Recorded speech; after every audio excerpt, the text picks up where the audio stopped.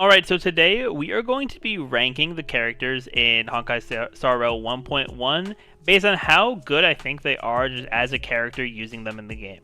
Now, I have not yet used all these characters, so some of my opinions are going to be based off of what I know from friends of mine or what I've seen from characters, but I feel like I have a pretty decent sense of where I would put the characters. So I made 5 tiers.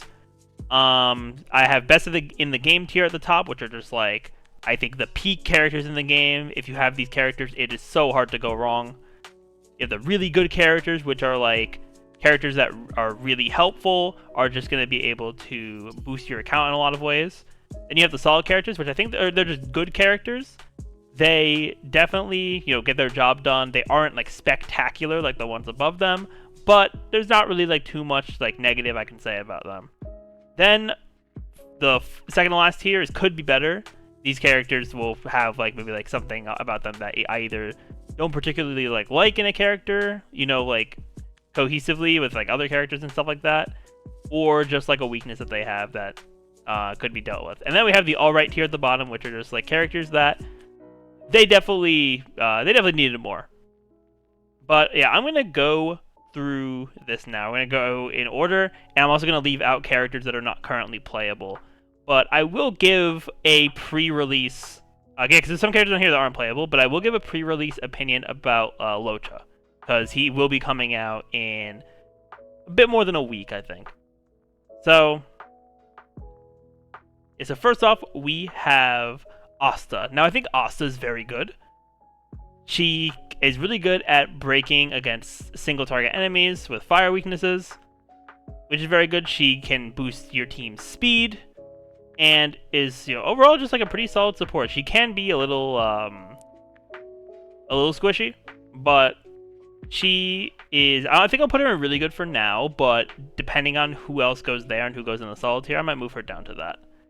Then we have Herta, and honestly, I don't think Herta is all that comparatively is all that great. I don't think any character in this game right now is like specifically bad, but Herta doesn't. She has, synergy with some characters, like, I know Herta and Himiko do well together. I personally haven't used Herta yet, but just comparing her to what I've seen from other characters or what I've used of other characters, I think Herta goes in the alright tier. I think she needs more than just, being a bit better. But hopefully she'll get some characters or, light cones and stuff like that that can boost her usability. Because I do think every character in the game is definitely usable in some aspect. We'll just have to see what they plan to do that can benefit Herta. And hopefully she does get something too. And yeah, especially since the story in the Silverwolf character companion quest, which if you haven't played it, go play it, was pretty cool.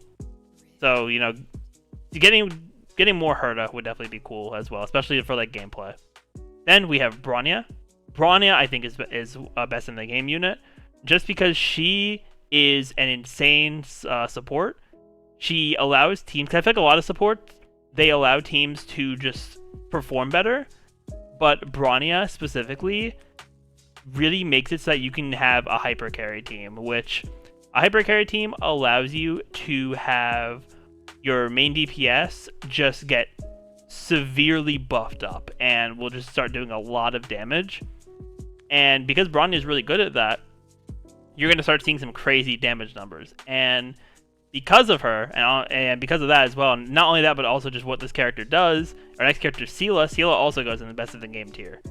Because Sila is, right now, I'm pretty sure still the best damage dealer in the game for single target, and then even though she doesn't have any multi-target attacks, you really don't have to worry about that because she can give herself extra actions in her turn, and she'll just be able to deal with multi-target enemies as well, which is really crazy when you really think about it. So that with her damage just really puts her in best in the game, and these two together, I think, for the foreseeable future in Star Rail, is the best duo and best just team core in the game, because you compare them two up with literally any third unit, and then as long as that third unit's not a damage dealer, and a healer or shielder. Because these two can get you through a lot of content just on their own. Then next up we have Serval. Serval being a erudition DPS, so multi-target DPS, definitely is solid. Yeah, I think I'd put her in the solid category. She definitely does what she needs to do. Could she do more damage? Yeah. And there is a 5-star character that has a very similar lineup as Serval. Same element, same path, and we'll get to him later. But yeah, I think Serval does what she needs to do really well. I think she's definitely deserving of that solid tier. Because, could she be better? Yeah, but she's better than a good amount of units, I feel like. So she could definitely go there. Next, we have Japard, who is, I'm pretty sure, the best tank in the game right now. So I don't know if I'll put him in best in the game tier, but he's absolutely in the really good tier. Because Japard is, especially when you build him up more and give him a lot of defense, that dude's shields are just not going to break. And even if they do break, he'll have his ultimate back already and just be able to give you your shields back. And especially for a lot of players who won't have 2 healers, you're going to really want to have shields, because that's just going to help you to be able to survive in more content, get more content done. And if you don't have as good of a damage dealer, then shields will allow you to take your time when you're able to and just get content done. So yeah, Japard is really strong for that as well. And then also ice element character, can freeze, all that fun stuff. Then we have Natasha, who is the free healer. So everyone has a Natasha. And I think Natasha is also in really good, because one of her I don't remember off the top of my head if it's an Eidolon or a major trace. I think it's a major trace though, where she can dispel debuffs, and also I forgot to bring it up with Bronya. Bronya's skill also dispels debuffs, which is super nice. Natasha also has some continuous healing over time, depending on certain conditions for the team members that you heal, which is nice. Her ultimate heals the entire team.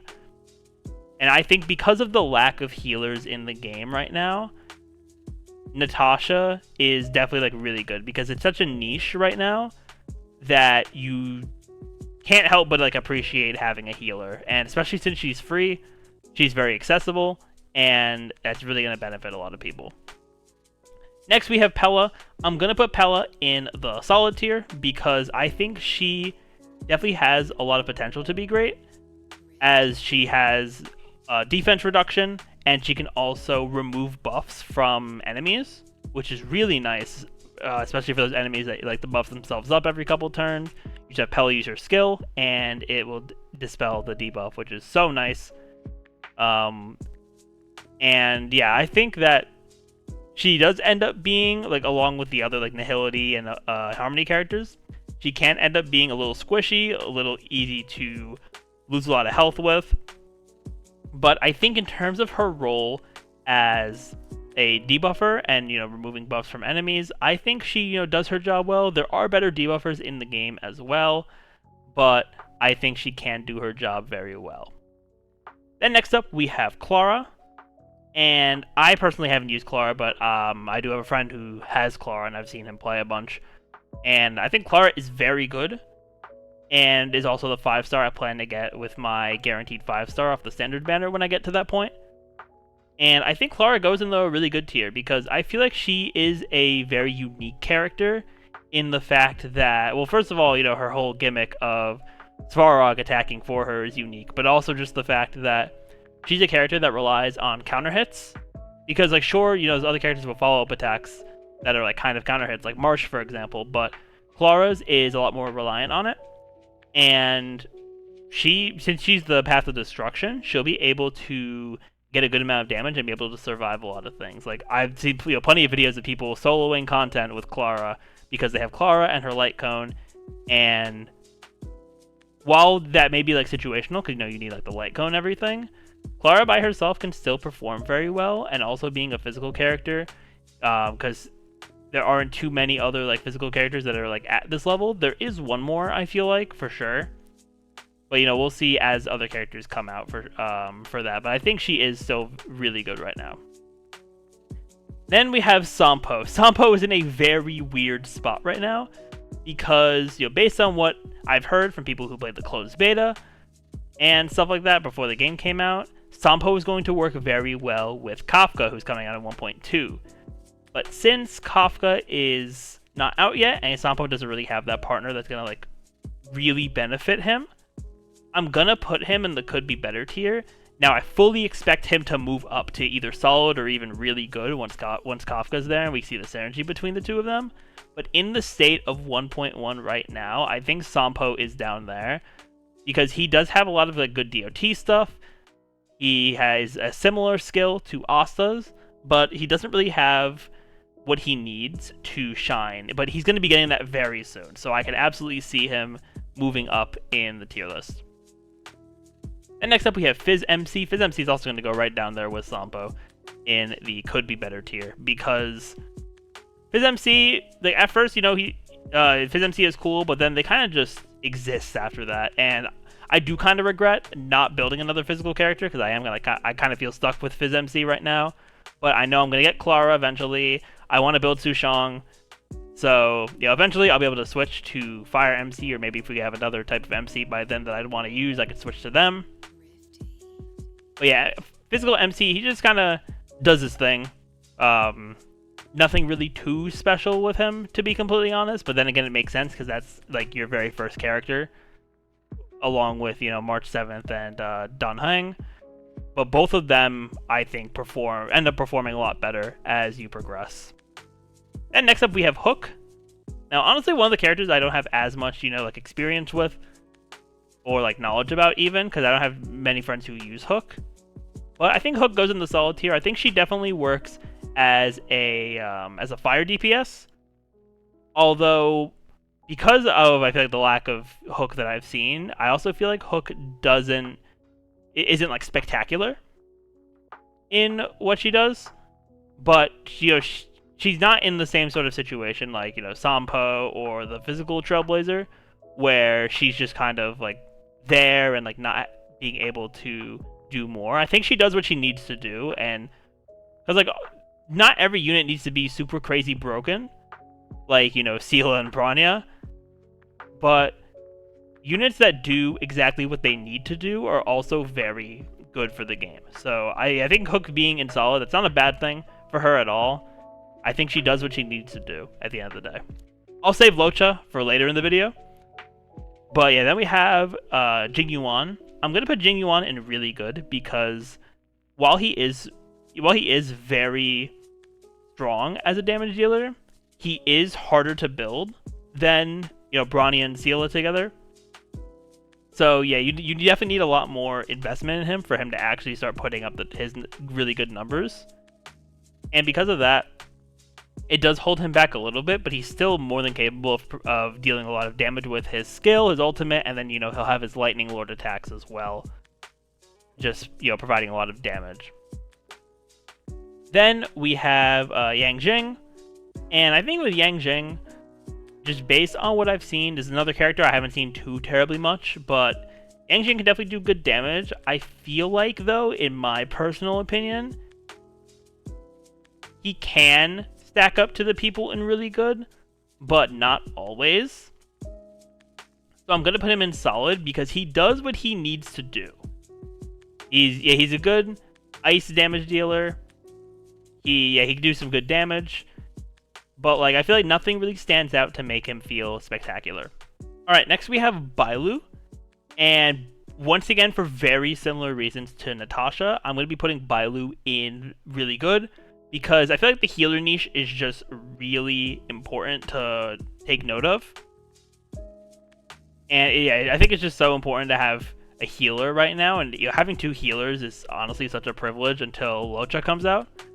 So, and also Bailu has a talent where she can revive revive your party members, or one of your party members, when they lose all their health, which is super nice, especially for Forgotten Hall, Memory of Chaos, where one of the stars you can get is to not have any enemies fall during battle.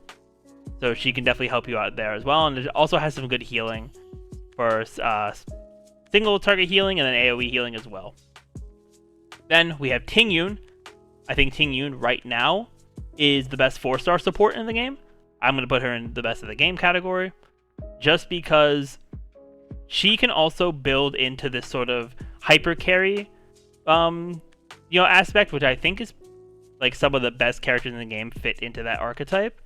But even if you're not running a hyper carry team, that you're more than capable of dealing with all the content in the game. If you have a really good tank, you have a healer, you have solid damage dealers, and do what they need to do, you're still going to be able to get through all the content in the game. So you don't have to worry about having a hyper carry team. But I also think these teams, if they're built properly, are going to just blitz through content. And Ting Yoon will be able to help support a single character, and then also can give 50% of a character's ultimate energy back with her ultimate, as well as boosting their damage as well. So yeah, Ting Yoon, I would say not as good of a support as Bronya, but she still is a really solid support and a really solid 4-star option. So definitely a must-have for sure. I think even if you're not running a hyper carry team, just having her, she'll have synergy with a lot of damage dealers. I know she has very good synergy with Ting Yoon as well. If you have him and you're running him. Then next up we have Xing Chue, and I think she goes in the solid tier. She could be weird with her whole like gambling sort of vibe, because for her to actually do her really good damage, she needs to have the 4 of the same suit Jade tiles. And that might take a bit of time. Like, thankfully, you can use all your skill points for it, and her ultimate gives her that automatically. But it's definitely something that you're gonna want to hope you have good luck for, because if you don't have good luck, you're not gonna be doing the damage that you should be doing with her. So yeah, I think she's solid in that regard. Maybe something could give her a little bit of like a boost in the future, but I think the damage she does just right now is still very good. Then next up we have Sushang. I think Sushang also is in the solid tier. She does what she needs to do as a DPS. And I also think that's very important for her. Physical, the hunt DPS, so she can work well on a hyper carry team. Because I think all of like the hunt characters work well on that hyper carry sort of mindset. So, Sushang, Yang Jing, Sila, Dan Heng, who we're going to get to in a bit here. All of them can really work well with that. And Sushang being a physical damage dealer can really help, because she's a good replacement for when you want to switch your physical Trailblazer to fire or whatever other elements are out in the future, and just have a good physical character, which is why I've been thinking about building her for a bit, but I'm holding off for now because I'm about to hit Trailblaze level 60. But yeah, I definitely think she's solid. No like real weaknesses with her. Her Eidolon 1 is also really good. Makes it so her skill on a weakness broken enemy won't use the skill point, which is really nice. Then we have Fire MC, and I think Fire MC goes in really good because they are a really good tank. I think second best tank in the game. Yeah, I think Japard is just slightly better. But Fire MC is going to be able to create shields for the team as well as taunt the enemies, so any like single target attacks will be redirected. And with just having a good defensive stat on them as well, you'll be able to withstand a lot of damage and be able to get through content, which will be really nice. Because they can deal with AoE attacks with the shields, but then also single target will all be taunted, which is so super nice. Alright, then next up we have March 7th. I think March 7th goes in the solid tier. I think she does what she needs to do. She's also like one of the first characters you get in the game, and she is a defensive support. She has her shields, granted it's to a single ally, but then also she can get counterattacks if that shielded ally gets hit. And she, just does what she needs to do realistically. There's nothing about her that's really like underwhelming. It might feel like that towards the beginning because, you're at the beginning of the game, but I think once you build March 7th, and I do want to build her for myself at some point, I think she'll be able to show some very solid results and do what she needs to do as a character. Then we have Dan Heng, who I think is in a very similar situation as Yang Jing, where I could absolutely see them being in the really good tier, but I feel like they don't perform, while he performs very well, and so does Yang Jing, I feel like the value presented by the characters in the really good tier is just better than what Dan Heng provides. But Dan Heng is also a hunt character, so you can fit into that hyper carry sort of mentality for teams, running Bronya, Ting Yoon, and whatnot, and just being able to just put out a ton of damage and just, working well as a damage dealer. or the wind element, which is definitely a very good thing to have because you don't really have too many wind element characters. So he definitely holds that niche as well. Because really the only wind elements we have are Dan Heng, we have Bronya, then we have Sampo. And Sampo's going to get better for sure, which will make Dan Heng a little less valuable for people, especially if they have Kafka. But, we'll see how it goes for him. Then next up, we have Himiko. I think Himiko could be a little better. She just has some decent stuff. We got to play as her in the story. And, that was fun because it was at the beginning of the game. But, as the game goes on, her abilities just don't feel the best. And I know she has synergy with Herta. But, comparing Himiko and Herta as a duo, comparing them to Sila and Bronya, that's just, not even a comparison at that point, just in terms of how much damage you can end up doing. And, their one good, niche together is being able to, farm through events faster because their, charges and, their counterattacks work off of each other. Or not counterattacks, they're, follow-up attacks. They will kind of work off of each other, and you can get good combos with them. But overall, that's really, the only sort of thing that they do.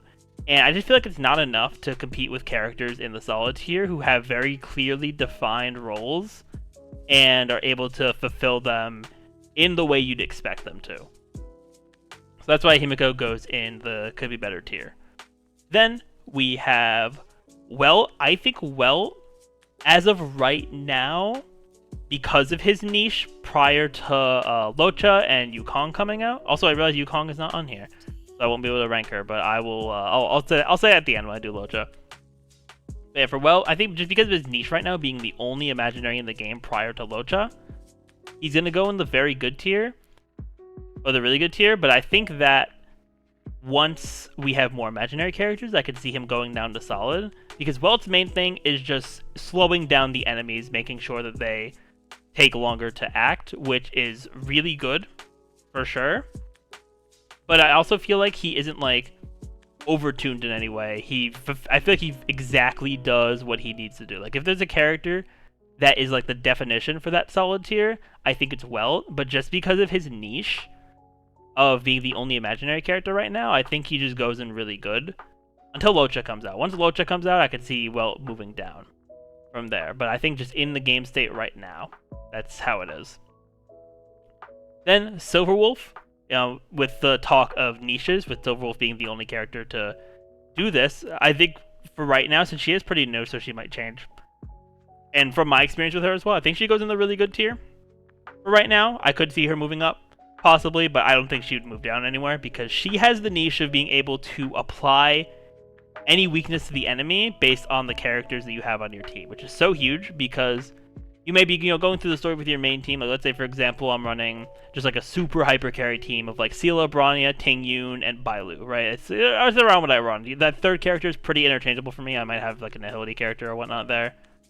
But if I'm running through that team, and let's say I run into a character that is weak to, let's say, the fire element, then with that, I have two options, right? If I have my Asta built, I can switch Ting Yoon for Asta, and I can break that weakness. But if, let's say, I don't have Asta, right? Let's say there's an element that I haven't built for yet that I have a weakness for, and all of a sudden this fight is either really hard to do, or just impossible if I'm a lower rank or don't have as many characters built. That's where you go to Silverwolf, because Silverwolf can implant weaknesses that are correspond to the types in your team. So if Silverwolf implants a quantum weakness, then my Sila and Silverwolf herself can go to town. And no other character in the game can do that. So pairing that with her debuffs, her attack, defense, and speed bugs, she's just going to be so good for a long time, I think. I think both the characters, I'll get to Locha in a bit here, but I think both of the 1.15 stars are going to be meta defining for a while.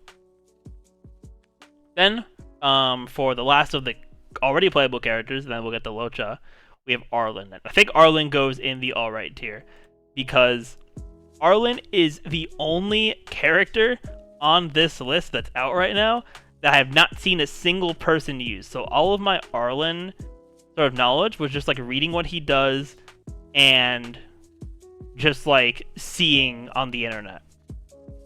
And from what I've gathered from what Arlen does, he's just kind of alright. Like, I mean, he can do good damage. He's a destruction path, so he has some survivability as well. But outside of that, it just doesn't seem like there's a reason to use him over, like, other characters. I feel the same way for Herta as well, you know, especially with such strong characters of both of their elements also being in the game. It's hard to really just give a reason why, oh yeah, you should use Arlen here. Arlen is like, yeah, it's so weird to say like, oh yeah, Arlen is, you know, the must-use character here. Because why would you not run a different lightning element? Or for Herta, why would you not just run a different ice element, right? So that's why I think Arlen and Herta are really just at the bottom there for right now. With, you know, Himiko not too far behind. Alright, then lastly, you know, I'm not going to rank Kafka and Blade since 1.2 isn't out. I'll probably revisit this for 1.2.